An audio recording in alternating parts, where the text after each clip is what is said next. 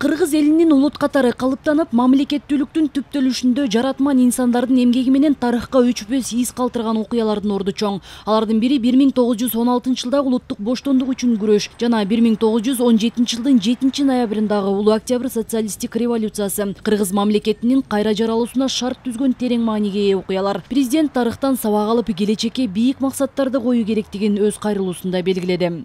Ата-бабаларыбыздан калган бай тарых, баа жеткис мурас бизге чоң жоопкерчиликти жүктөйт. Азаттык идеясын бекем карманып, көз карансыздыгын ар дайым бекем коргоону ураан кылып келген ата-бабаларыбыз баскан барандуу жолду барктап, бизге тартуу кылган керемет жерди, нускалуу элди көздүн карайгиндей сактап, анын бир чымчым жерин кемитпей, бир үзүм нарк населин бузбай кийинки муунга өткөрүп берүү биздин ыйык парзыбыз. Элибиздин басып өткөн жолун сый урмат менен эскерип, татаал тарыхтан таамай сабак алып, учурдагы абалыбызга баа берип, андан туура жыйынтык чыгарып, келечекке бийик максаттарды коюшубуз абзел. 1916 жылдагы улуттук боштондук үчүн күрөш кыргыз эли үчүн чоң сыноолорду алып келди. 1917 жылдагы февраль жана октябрь революцияларынын жеңиши кыргыз элинин тагдырына кескин бурулуш жасады. 1924 жылы мурда ажырап калган мамлекеттүүлүк кайра жаралып, өзүнчө облус, андан кийин социалисттик республика түзүлгөн. Кийин Жусуп Абдрахмановго окшогон мыкты кыргыздын мыктылары аны автономиялуу облус боюнча калбай союздук республика болсун деп күрөшүп туруп, ошол союздук республикага кийин 36 жылы айланган.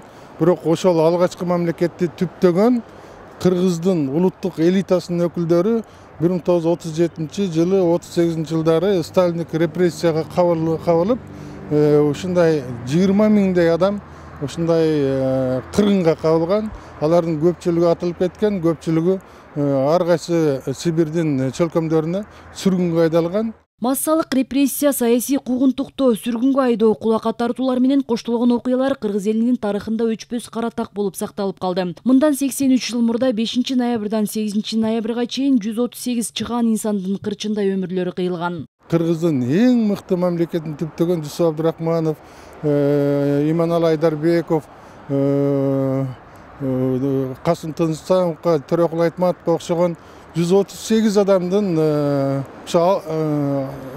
өлүмү, кайгылуу өлүмү, аларды атып барып, жашырып алып барып, чоң таштагы эски кирпич заводунун чуңкуруна көмгөндүгү, мына ушулардын баардыгы кийин эле табылып отурат. Ал эми ошол 138 адамдан башка Абдыкадыр Орозбековго окшогон мыктылардын сөөгү бүгүнкү күндө каякта экендиги белгисиз. Мына ушул ата-бабалардын баскан жолу тарыхта эске алынсын деген максатта 4 жылдан бери тарых жана ата-бабаларды эскерүү күнү белгиленип келет. Буга байланыштуу мамлекеттик катчы Сүйүнбек Касманбетов жана саясий коомдук ишмерлер Атабейит улуттук тарыхый мемориалдык комплексине барып өткөндөрдү эскеришти.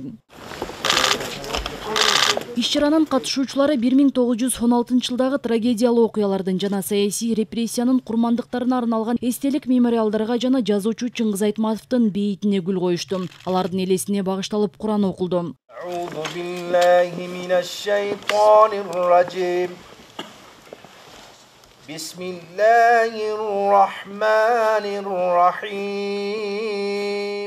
Максаты бул ушул 1916 жылы болгон көтөрүлүшкө, 1917 жылы болгон революцияга, совет бийлигинин орношуна жана андан кийин болгон репрессияларга мындай тарыхый объективдүү баа берүү болгон. Ушул окуяларды, фактыларды бурмалап, улуттардын арасында, мамлекеттердин арасында бир адашууга, кагылышууга алып келип жүрүшөт. Объективдүү тарыхый баа бериш керек жана коомчулукка, өзгөчө жаштарга таратыш керек. Өткөндү эстебей келечекке кадам таштай албайсың. Ата-бабалардын басып өткөн жолун, тарыхыбызды улуу элдин урпактары катары билүү, эскерүү келечек муундун милдети.